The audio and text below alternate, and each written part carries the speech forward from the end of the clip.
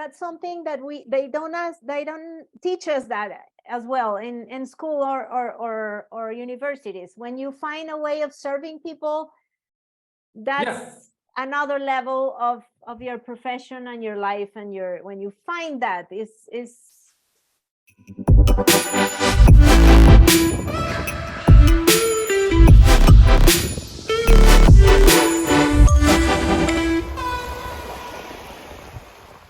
A few weeks ago, Sisi Salamanca from Colombia reached out to me.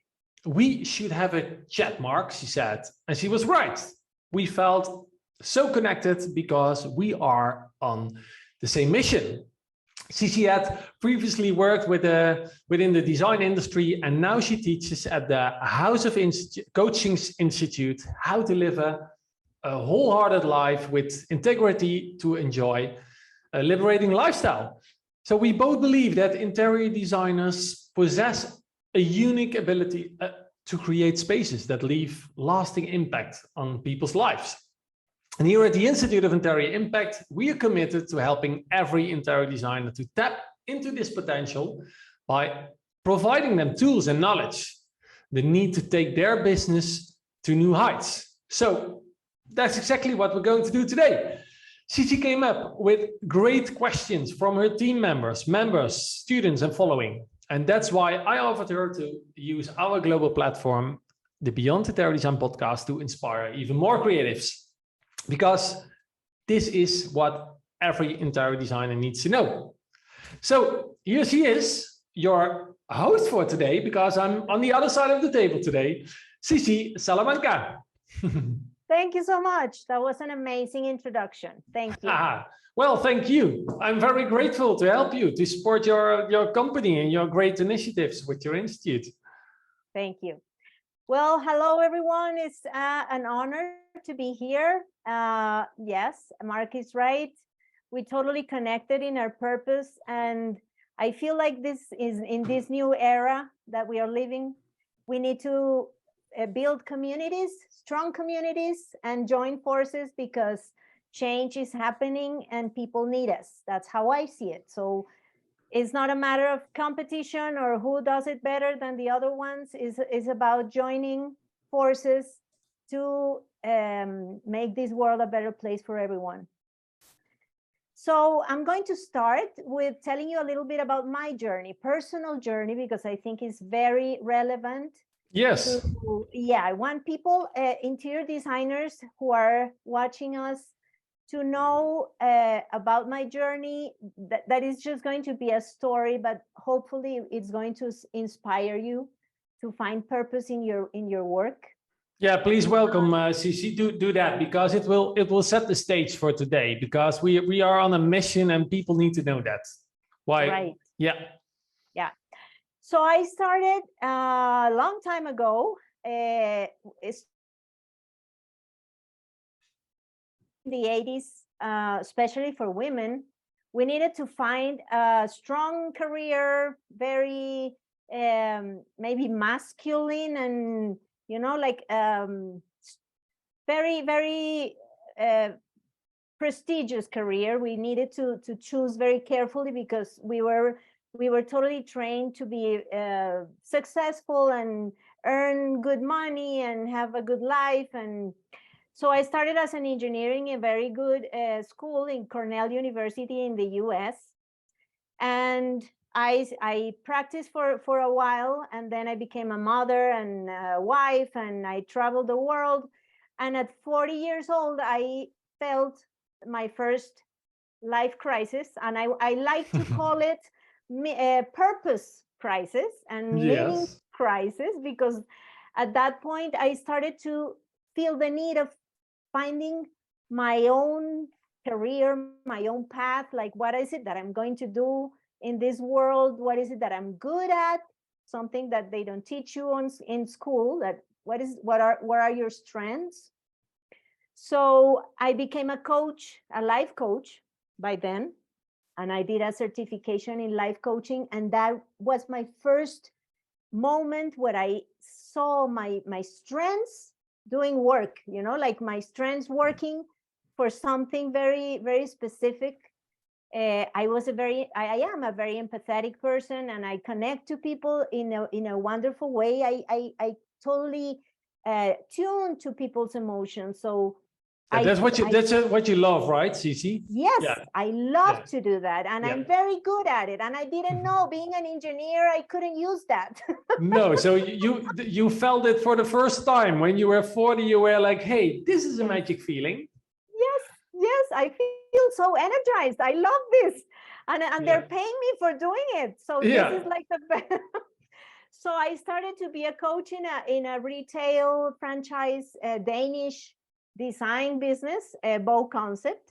They sell furniture and accessories, and they had stores here in Bogota, in Lima, Peru, in Panama, and Costa Rica. And I was the coach for that business. And I did the training, the sales training for people. They were basically young designers that needed to sell. So I had to help them sell better. But I was a coach. So that was my first connection, that when you actually use your strengths, you sell better, you are more efficient, you're happier. So that was my first experience with that. Yeah. And actually we did sell better when I did coaching for the sales force. It was we had an award for the best franchise at that time. And I think it was a wonderful combination of setting goals, because the general manager was a very ambitious guy, and he set up our goals of selling goals very high. But then I was the coach, so I kind of supported the staff. So the combination of both things was really amazing, and the result was wonderful. So then Kirsten Steno, who is the founder of House Coaching, came to Bow Concept in a tour because she wrote a book about house coaching. And I started listening to her talking about this. And that was like the missing part of the puzzle. Like, I was doing interior design with these people and coaching them. And then she talked about interior design and coaching put together. Mm-hmm. And that totally made sense to me. Like, these designers were going to the people's houses, to the most private, intimate spaces in their lives, and they had to connect with them and then make a proposal, and using the space in order to improve their lives in some way. So she talked about this, and that made sense to me, and I loved the idea of house coaching from the beginning. We totally connected. And I got trained by her. She trained me how to be a house coach, and I learned from her.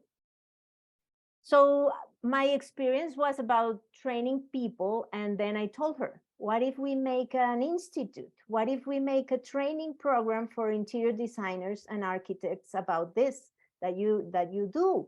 Because you're the only one. And this comes from the Scandinavian culture, which I love, their values and their common good kind of society. And I'm in Colombia, and we are also very emotional people. We connect to emotions very easily, and when we talk about our emotions, is totally, she loved it here, because she could talk about this stuff very easily. And interior designers are intuitive, romantic, positive. We act on gut feeling. So yeah, it's great that you combine this with, well, the coaching and interior design. Yeah. Right. So it made sense to me. And then we started with a group of interior designers and coaches from Bow Concept. We did the institute. We started the institute, and it's been 5 years now. And we haven't had a dull day since then. We love it. We enjoy it so much. And we've changed a lot of people's lives, because in the program we have, for each student, we have 3 test clients. So, and for free, that for training purposes, they work with 3 test clients. So we already have a lot of testimonials of people that have changed their lives, especially during the pandemics, because we started on the 2019, and the pandemics came, and everybody was confined, and we had to work with students and with clients in their homes. Yeah, it changed a lot. Yeah. So it was really quite a journey for us to see that. Some people were very happy to be in their homes and spending time with their families, and other people were going crazy. So it was very interesting. So that's my journey, and Yeah. I don't know yours because we haven't met. We just talked for a few minutes, and I think it would be interesting. Maybe your audience already know a little bit about you, but our house coaches and our people don't know you well. So it would be amazing if you tell us your journey. You share it with us. I will do a short version because we are on the same mission. So it's literally that we thought, well, interior design, in 2008, I started my first company with my dream. When I was young, I was watching television shows in my pajamas, ships a go on the couch with my parents. And there was one guy in the Netherlands, it's called Jan Bevry. He died a few years ago. He was my youth design hero. But I was like, I want to be an interior designer. So I just had to do, primary school, secondary school, yellow school, and another school, and a design school. And then I could start my career a few years later. So in 2008, I started. 7 years ago, I met Sven van Buren, my business associate, my partner, my friend here at the Institute. We started our own company because we thought there is more than just dragging beautiful stuff into a building. What is it? We want to discover it. We want to do research for that. So it was quite successful when we added that extra layer, that you could call it coaching layer, intuition, form follows meaning, is how we call it. There's meaning layer, there's higher purpose, which was adding a lot of value. So what you could call a success, 16 projects at the same time, premium paid clients. We were like, wow, this is going well. For the outside, it looks really well, but it was horrible because 16 projects at the same time is not a good place to be. We were earning lots of money, but we were like, we mixed up names and clients and designs, and it was horrible. So we put it on hold, all the projects, we took a break, and we came up with a method where you can dig deep to design light. And we thought, well, we have a big LinkedIn group, a big LinkedIn community. Right now, we are over 185,000. Wow. With thousands a week, literally. And we thought, well, let's have this method. And we have the LinkedIn group. 1 and 1 is, well, for a designer, it's 11. So we like to share it with the rest of the world. So here we started the Institute of Interior Impact to teach people what they don't teach you at design school. And that is?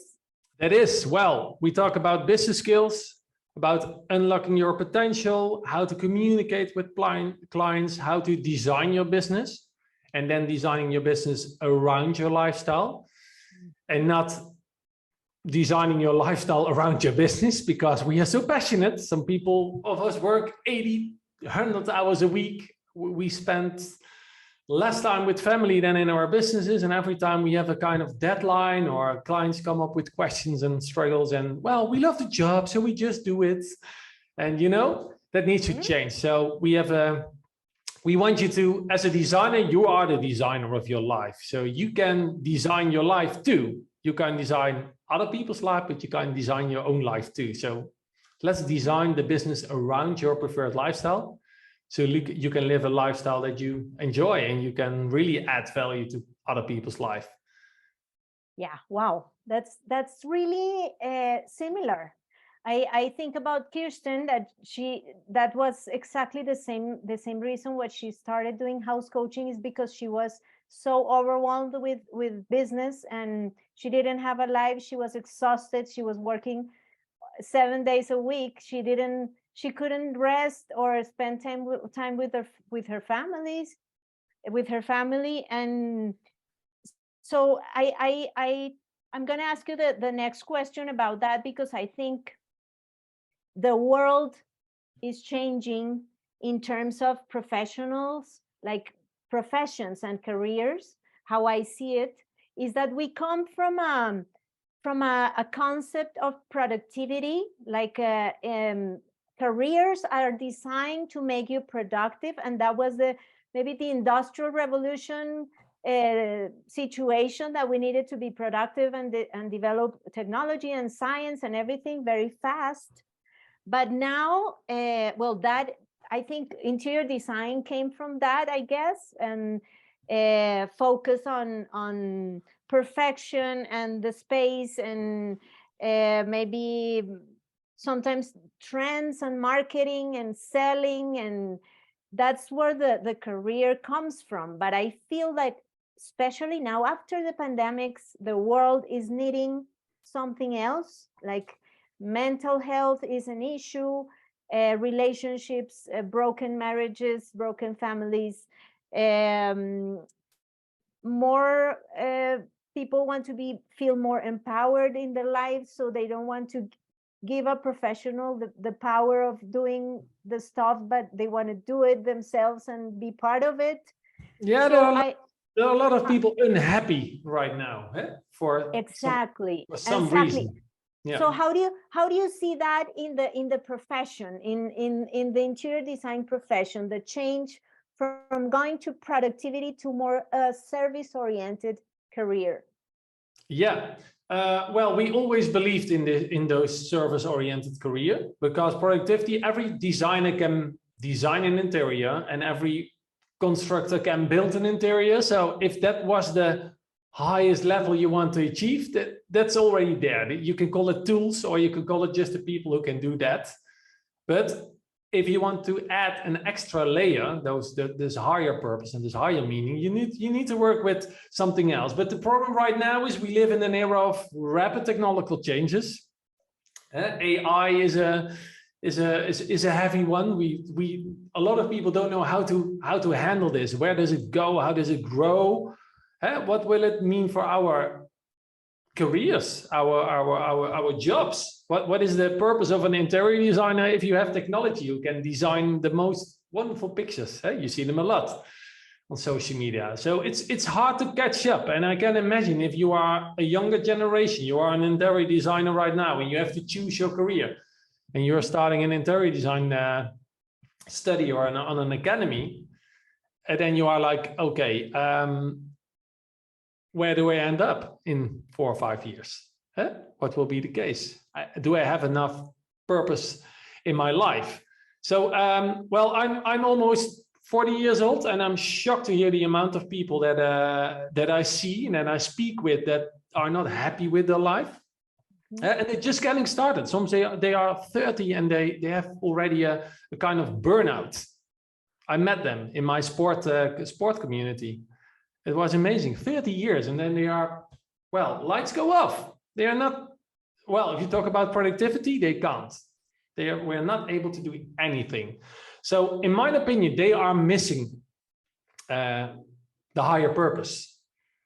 And I spoke to somebody last weekend, literally, about the amount of strings they need on secondary schools. Strings on a secondary school. People that really want to talk to somebody because they have bigger problems than just, let's call it, getting bullied or not having the grades they really want. They have other issues. So that's kind of terrifying news, actually, and it's going on right now. So I think that's really what you are referring, right? Yes. Actually about that, I had an interview yesterday with a university, because I am very interested in partnering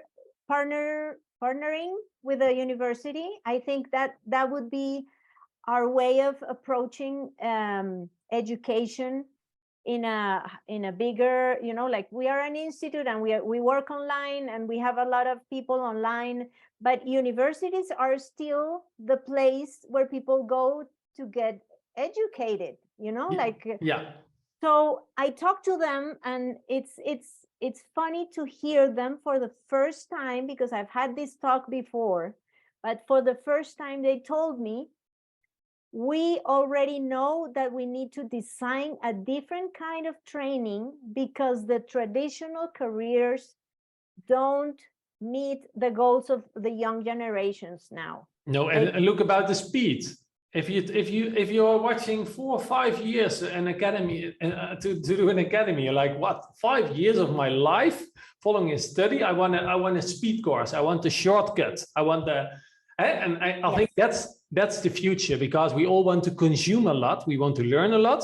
Everything, you can teach everything, from free to premium paid trainings, whatever you want. Exactly. He was telling me, now he is the head of the architecture and design department, and he said people are going to technical institutes to learn architectural drawing, and they want to start doing working on it without doing the 5-year architecture career. So then we're going to become obsolete. We need to develop different programs, shorter programs, more specialized, so they can build their own career in whatever they want.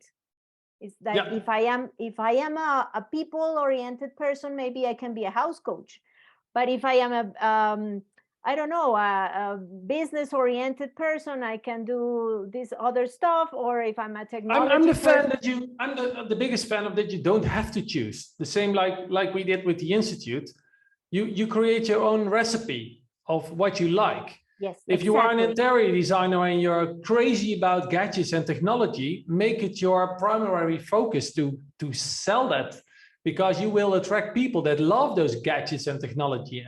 And if you are fond of colors and you are like a color therapist and you know that colors are healing in an interior design, like our latest podcast, like Gabrielle, make the combination of that, so you can unlock your own potential, and then you get unique, you're delivering unique value for sure, and you will attract people that really love it. Because a lot of, well, let's say you want to be an interior designer and you need to earn money, and money is not the most attractive word for most creatives, because they have a, well, let's call it a difficult relationship or a strange relationship with the M word.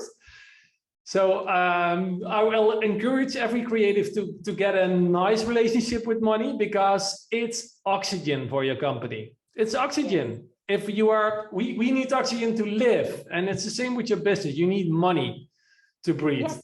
I want to ask you about that, because I've struggled with the same thing in our institute, and I want to ask you, why do you think that is? Why do you think it's a conflictive relationship for creatives and making money? Why do you think that is? I think a lot of creatives are really into their hearts, and they have the best intentions for their clients, and they love what they do. So they don't feel like, hey,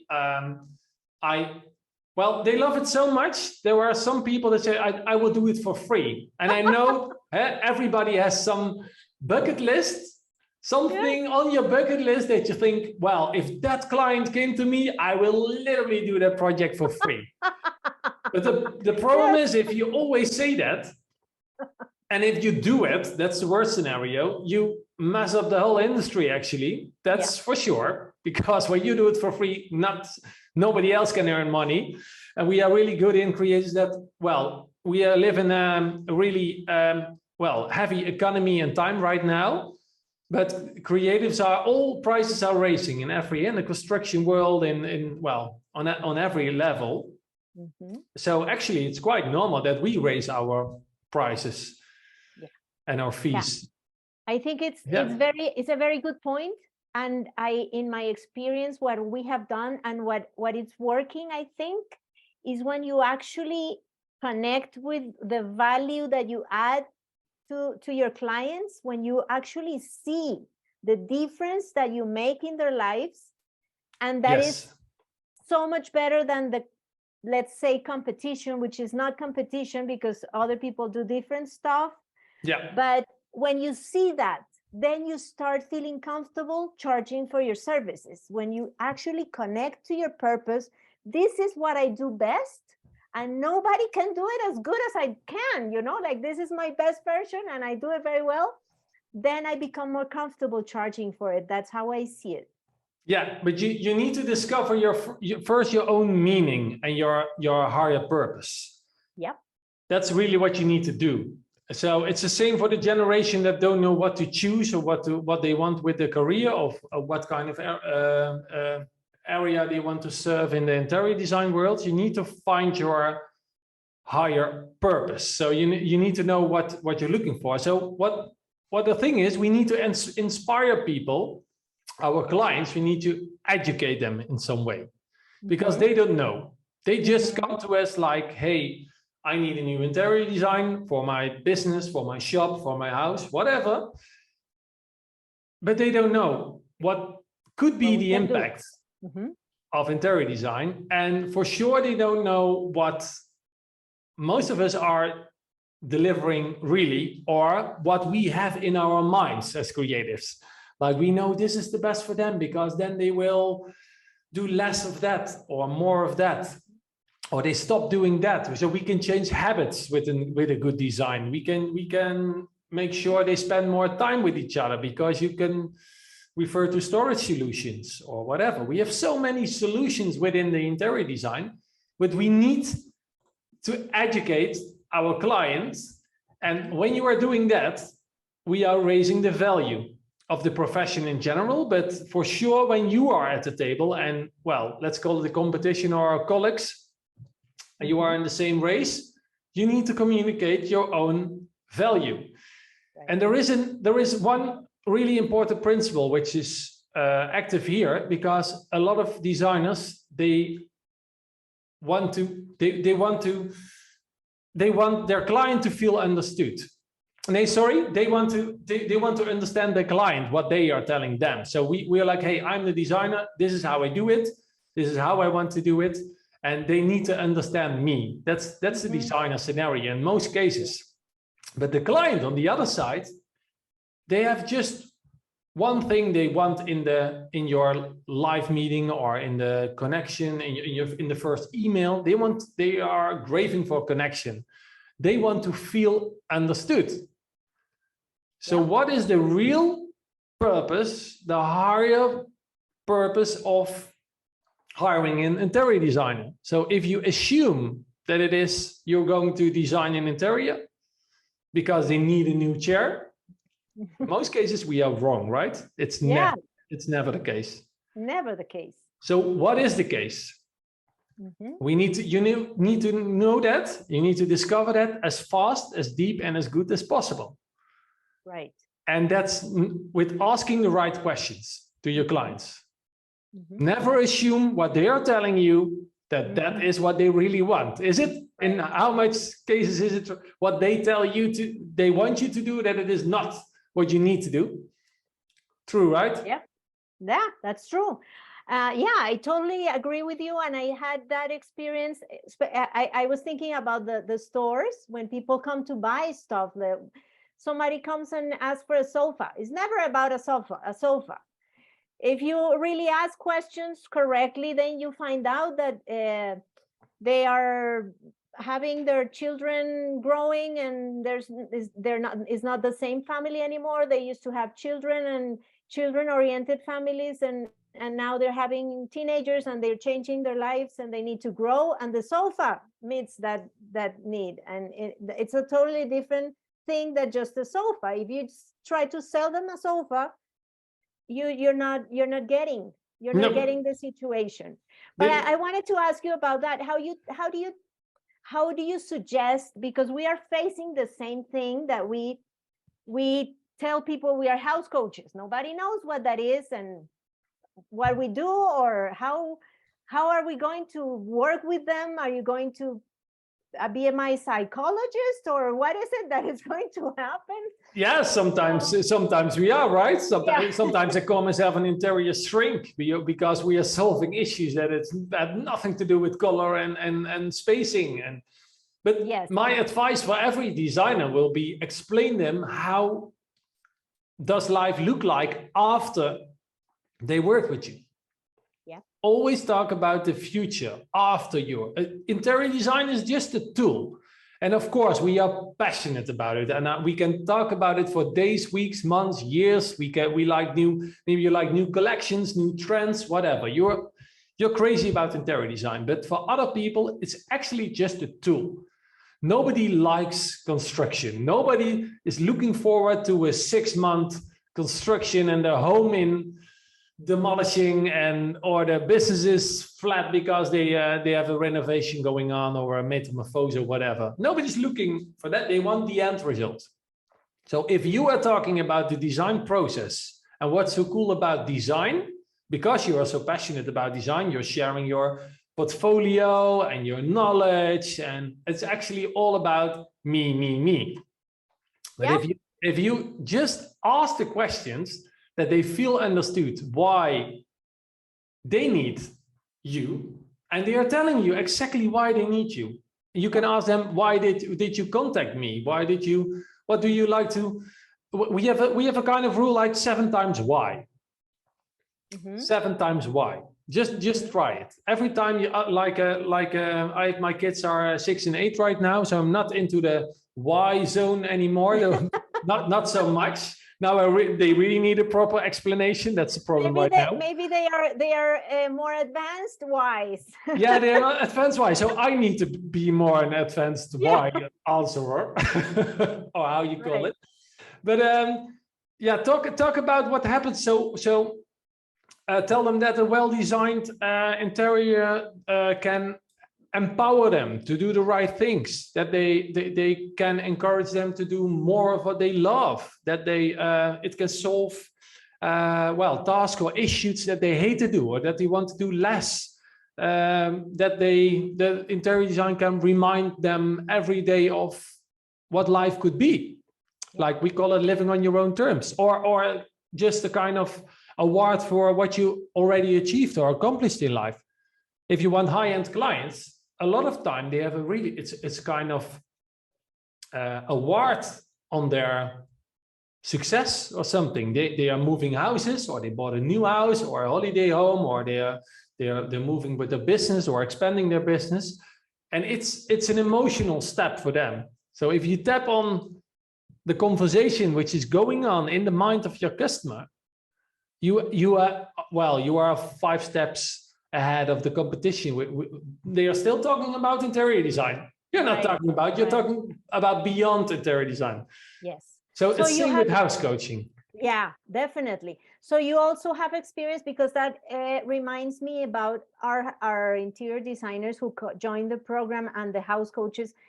I remember they saying, and especially Kirsten, for her, she's a very empathetic person, and she's very close to people, and every time she goes to a house, to a home, it's always ending up talking about their relationships, the trouble with their kids, their, the marriage, there's always a 1 hour, 2 hour conversation. And that was when she was an interior designer. She didn't know what to do with that. Like, every time, what do I do with this? I'm just gonna put some curtains and some cushions. Help, I'm an interior designer. I'm not a therapist. Yeah. Exactly. But I think it's the case. Was that the case for you? Like you also experienced that in your business, like people talking and opening up to you with their lives? Yeah. And that's one of the most magical things that is going on when you have the right tools in place and the right, scripts or skills, you can call it, to go on that level, because here's the meaning and here's the value you are adding. And in some way, actually, because that happens, they trust you so much. So why should somebody share that story with you? Because they are an interior designer, you are there on the meeting, and they are telling you their whole life and the relationship gets. Tap on what's going on there. What change do you want to see? What do you want to do more? What do you want to do less? What is it that you want to stop doing? Tap on those things in the conversation and show them what interior design, because that's the tool you're using, show them what interior design can do for that. Some people say, they just contact you and they say, we want an extension of the house. And that's the main question. We want an extension. Can you do that? Just a silly question. And then you go in that. You ask the right questions. Then why do you want an extension? Yeah, we have we have our space is it's too small. It's too small. Okay, why is too small? Yeah, look at all the stuff here. It's over there and it's there. Okay, why? Why is all the stuff there? Put it in the closet. We don't have closets for that. Why you don't have closets for that? Yeah, they're not enough. So what happens? Well, then the kids go to bed. They don't know where to put their stuff, and I'm half an hour busy with tidying up the whole room, and I don't know where to put it. So we need more space. I need those extensions. Are you sure? Are you sure the extension will solve the problem? Yeah. Yeah. So what would happen? Well, then I have more storage. It's easier for me to clean up. So you are saving yourself 30 minutes a day. Yes, probably. Okay, cool. And then what? Well, then I can finally have my me time. Me time, yes. Yeah, I can sit on the couch and just doing nothing after kids go to bed. Okay. And then I don't have to argue with my husband again about all this, all the mess and the stuff in the room. Okay, why is that? So you end up with the question is, I want an extension. Yeah. And you end up with, I'm going to design a solution for you that you save yourself 30 minutes a day and spend more time with your loved ones. Which one would you like to buy? Yeah, it's not about the sofa. It's definitely, I never talk about style and aesthetics. Right. Really, that's a kind of, I discovered that in with my coaching sessions, with the personal mentorships, that people ask me, hey, how much do you go in depth on the aesthetics? I said, well, when I have the deal, then it's important, but upfront you want to know, why do we design that? What is it that we need to design in order for you to get what you want? Because there is a higher purpose around it. But what is it that designers do? A lot of time they share their knowledge first. I'm a designer, I can do that for you. And yes, I can help you. So, and then here's the deal. Do you want it? And then some designers are a little bit scared of getting the deal to the table. So what they do is start socializing. And they want to be loved, and they want to make friends, and then they are daring enough to present people the deal. But then the problem with that is that they don't know if you are the right person, because you didn't share your knowledge. So the other one is sharing your knowledge up front, and the other one is just want to be cool and positive. That people want to work with them. But that's the problem. So we put it in the order of ask, literally assess the client first, see if it's a good match with the right questions. Then you're able to socialize, because that's wonderful. Because when you know this people is looking for more depth in the interior design, it's worth spending time with them, right? Right. So that's not always the case. It's not always the case. No. So, but why should you work with people that don't want this depth and coaching? And just send them over to a colleague that just wants to design a beautiful interior design, because you don't get the purpose and the fulfillment. You don't get the fulfillment with this. Well, let's call them shallow. And I don't want to judge about it, because I'm a fan of the depth, but let's call it shallow. I'm not interested in those shallow directions. So the way we see it is we use the pyramid of needs, the Maslow pyramid of needs. Yeah, wonderful. And some people are looking for functional and aesthetics. Yeah, and that's okay. But we go from there up. We go to where aesthetics is not only aesthetics, but it's belonging. And then going up, it's about your values, about your growth, about your purpose in life, about contribution. Contribution, service, exactly, your mission. So you can go as up as you want, but not everybody wants to go there. No, but the thing is, people are looking for an interior designer and they get more.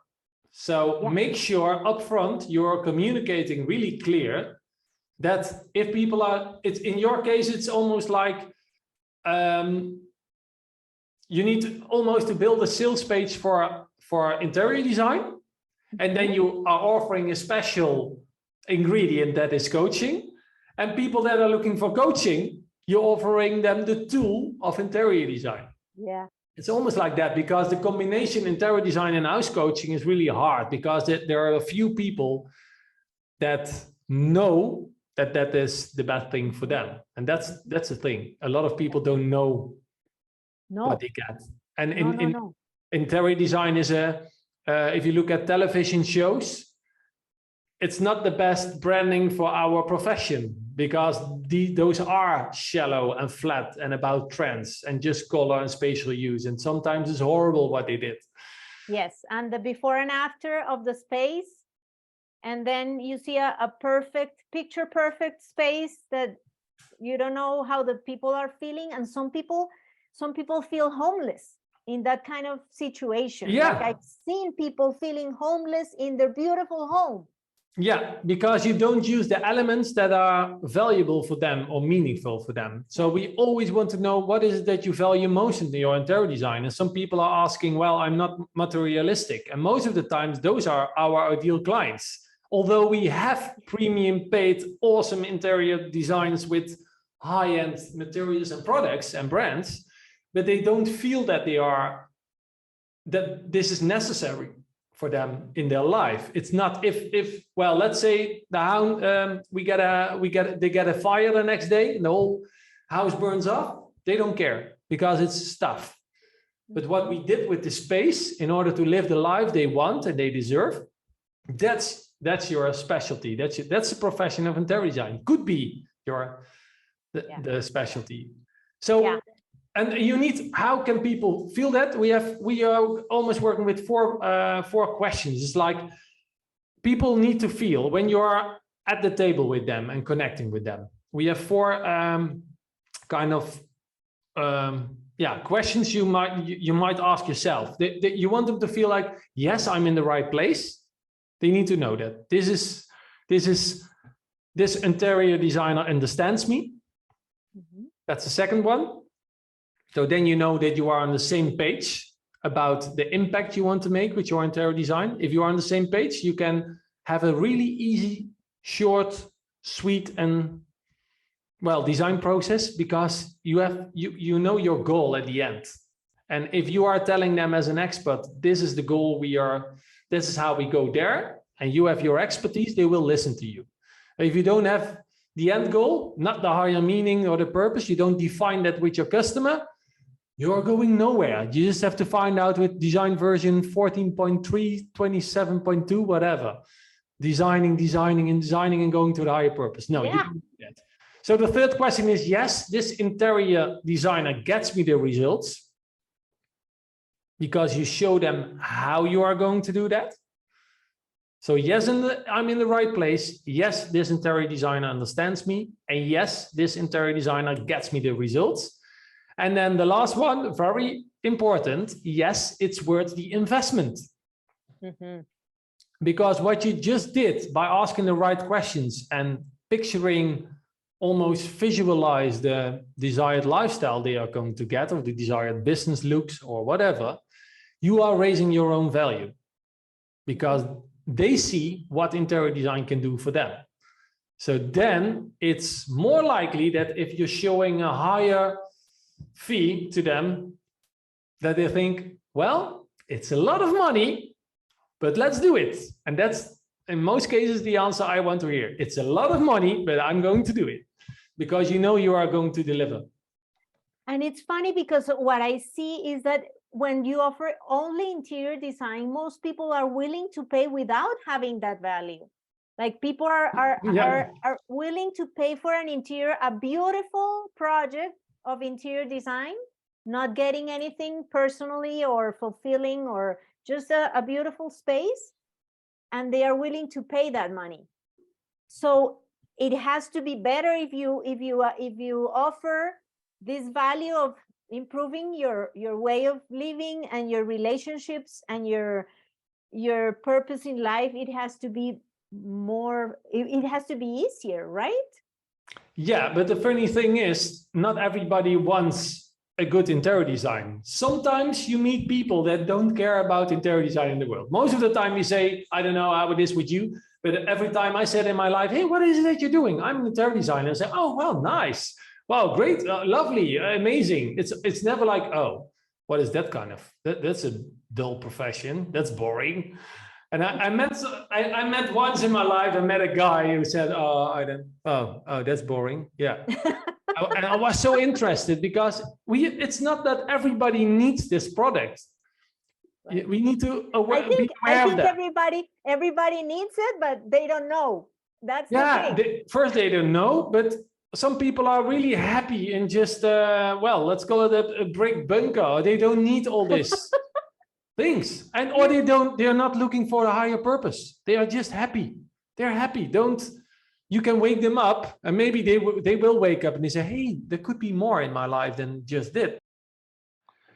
This was part 1 of a 2-part interview between Sisi Salamanca and Mark Muskens. Part 2 will be available soon.